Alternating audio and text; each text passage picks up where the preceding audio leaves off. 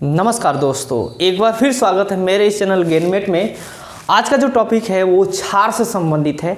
इसमें वही चीज़ें बताई जाएगी जो क्षार में क्या क्या इंपॉर्टेंट क्वेश्चन बनता है आपके एग्जामिनेशन में और पेपर में किस तरह के सवाल पूछे जाते हैं, इसको हम लोग बारीकियों से देखेंगे। हम लोग अम्ल की परिभाषा और अम्ल से संबंधित जो भी महत्वपूर्ण डेफिनेशन थे उसको पिछले वीडियो में हम लोग देख चुके हैं। तो आप आज की बात करते हैं, क्षार की बात करते हैं। क्षार एक्चुअली होता क्या है, तो चलिए हम लोग परिभाषा की शुरुआत करते हैं क्षार की। क्षार होता क्या है, क्षार का बात करते हैं। क्षार वे पदार्थ हैं जिनका स्वाद जो होता है कसैले रूप का होता है या भास्मिक रूप का होता है। ये दो चीज़ें याद रखिएगा। अगर हम कसैले नेचर का पूछेंगे, कसैले अगर कसैला नेचर का होगा या भास्मिक नेचर का होगा, ध्यान से सुनिएगा, भास्मिक नेचर का, भास्मिक या कसैला होगा तो उसे कहेंगे क्षार। ध्यान से सुनिए कि जिसका स्वाद कसैला होता है या भास्मिक होता है उसको हम क्षार का कैटेगरी मानते हैं। देखिए कैसे, अब देखिए क्षार किसे कहते हैं। जैसे हम लोग अम्ल की परिभाषा देखे थे, जिसका स्वाद खट्टा होता है उसे हम लोग अम्ल कहते हैं। अब बात करते हैं जिसका स्वाद जो होता है भास्मिक होता है। भास्मिक का मतलब होता है उसमें खट्टापन बिल्कुल नहीं होता है, उसे क्या कहते हैं हम लोग, क्षार कहते हैं। ध्यान से सुनिए, क्षार कहते हैं। आजकल ज़्यादातर डॉक्टर ये आपको प्रेस्क्राइब करेंगे, ये बोलते हैं कि आप जो है आप ज़्यादातर क्षार का इस्तेमाल करिए, मतलब आप जो है ज़्यादातर अल्कलाइन जो है चीज़ें खाया करिए। क्यों? शरीर में ज़्यादातर एसिडिटी होने की वजह से आपके पित्ताशय में प्रॉब्लम आ जाती है। पित्ताशय का मतलब होती है कि अम्लत, जो पित्त की थैली होती है उसमें अम्लीयता की प्रोबेबिलिटी बढ़ जाती है। इसलिए ज़्यादातर कहा जाता है कि आप ज़्यादातर साग हरी सब्जियों का सेवन करें जिसके अंदर ज़्यादातर भास्मिक होती हैं। ज़्यादातर अगर तला भुना चीज़ अगर ज़्यादातर सेवन करने लगेंगे तो पित्त की थैली में समस्याएँ चलने लगती हैं। इसलिए हमें ज़्यादातर उबला ही खाना पसंद करते हैं। मतलब उबला ही खाना खाना चाहिए। उबला खाना में ज़्यादातर तेल, मसाला, नमक, इस तरह की चीज़ें नहीं होनी चाहिए।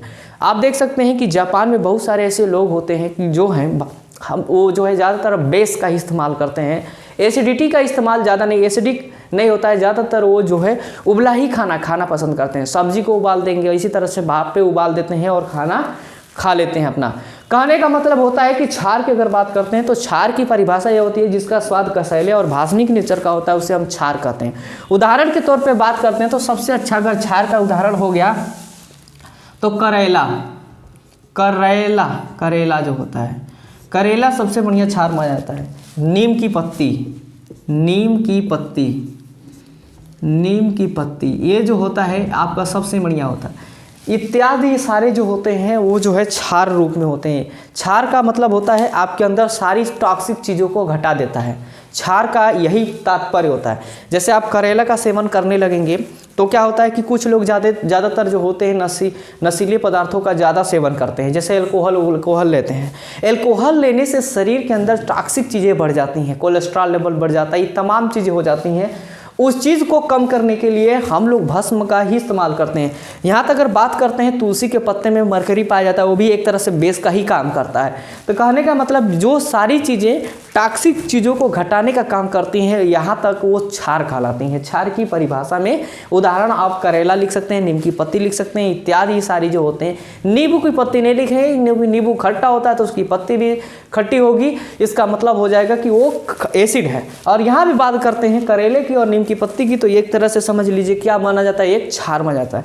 क्षार की परिभाषा हम लोग इस नेचर से देख सकते हैं। आगे बढ़ते हैं। अगर क्षार की आर्हेनियस परिभाषा के अनुसार, वैज्ञानिक आर्हेनियस ने केवल हम की परिभाषा ही नहीं दिया, क्षार की भी परिभाषा दिया। क्षार की परिभाषा आर्हेनियस के अनुसार उन्होंने कहा, ध्यान से सुनिए, उन्होंने कहा कि देखिए इस डब्बे के अंदर, ठीक है, पानी भर दीजिए, पानी तो रहना ही रहना है। और फिर उन्होंने कहा कि चलिए एक टेस्ट ट्यूब में आपने कोई लिक्विड ले लीजिए। ये टेस्ट ट्यूब में लिक्विड भरे हैं और ये लिक्विड पानी के अंदर जा रहे हैं। इसमें जो है आपका वाटर है, माने पानी है, आप जल भी कह सकते हैं। और इसके अंदर एक केमिकल है जिसको हम पदार्थ का नाम दे रहे हैं। इस पदार्थ का नाम तब दिया जाएगा जब परिभाषा सुन लेंगे तब। आर्हेनियस ने कहा था, ध्यान से सुनिएगा, आर्हेनियस, ये नाम नहीं भूलेंगे। वैज्ञानिक आर्हेनियस ने कहा कि क्षार वे पदार्थ होते हैं, ध्यान से सुनिए, ये जो क्षार है ये क्षार है, क्षार वे पदार्थ होते हैं जिनको पानी में घोल दिया जाए तो घोलने पर OH माइनस आयन देते हैं। ध्यान से सुनिए, अगर OH माइनस आयन देते हैं इसका मतलब क्या है, वो क्षार है।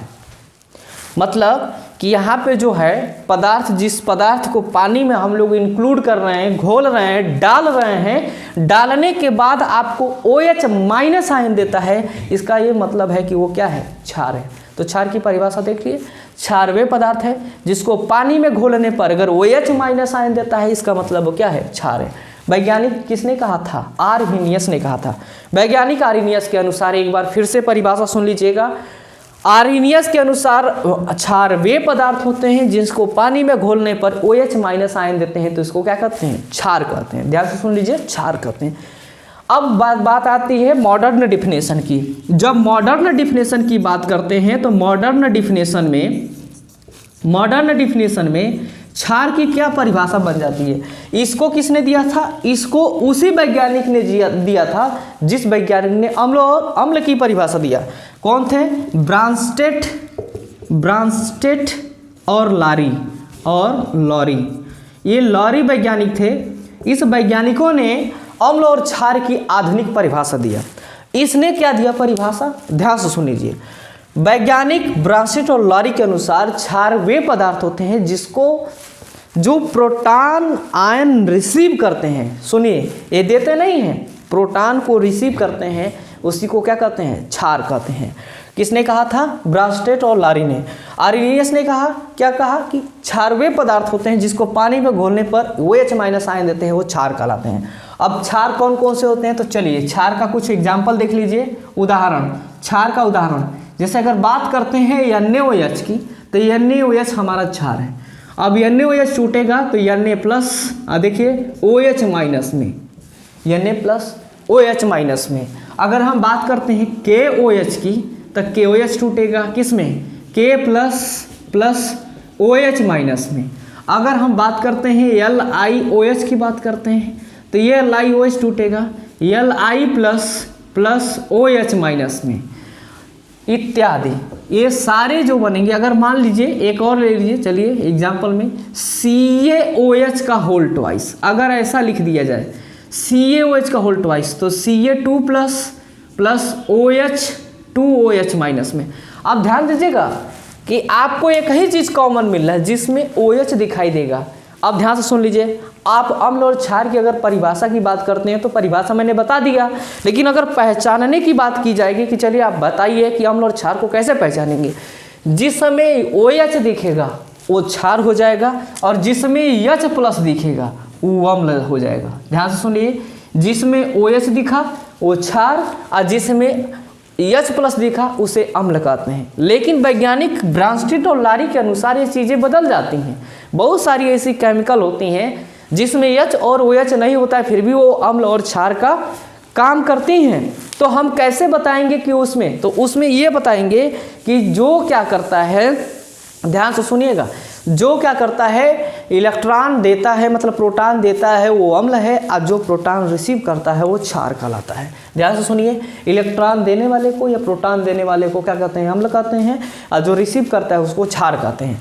वैज्ञानिक ये ब्रांस्टेट और लॉरी की बात करते हैं। आर्हीनियस के अनुसार हम लोग ये परिभाषा देख चुके हैं, एग्जाम्पल देख चुके हैं। ये हमारा क्षार का कुछ क्या रहा, महत्वपूर्ण एग्जाम्पल रहा, परिभाषा रहा। अब हम लोग जो है पहचानने की बात करेंगे कि जैसे आप कैसे, जैसे आपको कोई केमिकल दे दिया जाए, केमिकल आपके सामने बर्तन में रखा रहे, और उसको कैसे पहचानेंगे। जैसे क्या बात करते हैं कि जब आप 12th क्लास में पहुंचते हैं या लेबोरेटरी वाले में प्रोसेस में जाते हैं जहाँ पे लैब वेब कराई जाती है, वहाँ पे एक बोतल में अगर नहीं लिखा रहे, जैसे 2 बोतल है, उस पर केमिकल का नाम नहीं लिखा रहेगा तो आप क्लियर नहीं कर पाएंगे कि वो एसिड है कि बेस है। कहीं NaOH लिखा रहता है, कहीं पर H2SO4 लिखा रहता है। H2SO4 अम्ल हो जाता है, और यहाँ पे NaOH क्या हो जाता है, NaOH आपका क्षार हो जाता है। अच्छा, यहीं पर एक चीज़ मुझे याद आई, इसको भी ध्यान से या नोट कर लीजिएगा। सवाल पूछता है कि अम्लों के राजा का नाम बताइए। ध्यान से सुनिए, अम्लों के राजा। अब अम्लों के राजा कौन हैं?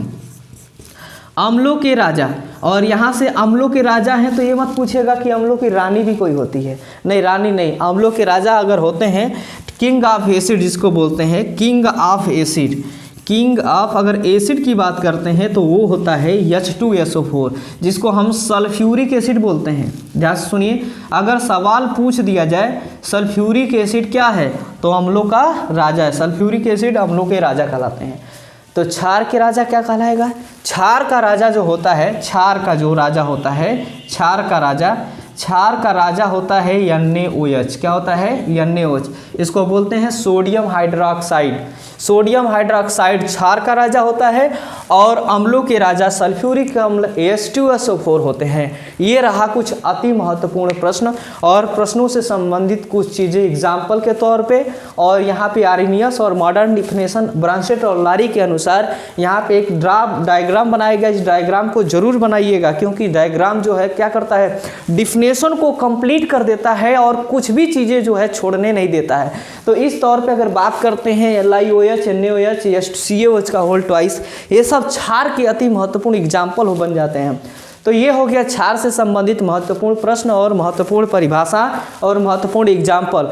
अगर क्षार से संबंधित कोई भी चीज़ अगर दिक्कत आती है तो कमेंट बॉक्स में अपना गाली जरूर बकिए, मतलब आपने ये राय जरूर दीजिए और कहिए कि क्षार की कुछ चीज़ें छूट गई हैं या चीज़ें जो है बची हुई हैं तो चीज़ें आप बताइए, हम ज़रूर बताने की कोशिश करेंगे। इंपॉर्टेंट क्वेश्चन और बताया जाएगा। वीडियो अच्छी लगे तो दोस्तों को और अपने साथी सगा सहेली संबंधी सबको फॉरवर्ड करिए और मेरे साथ बने रहिए। Thanks for watching.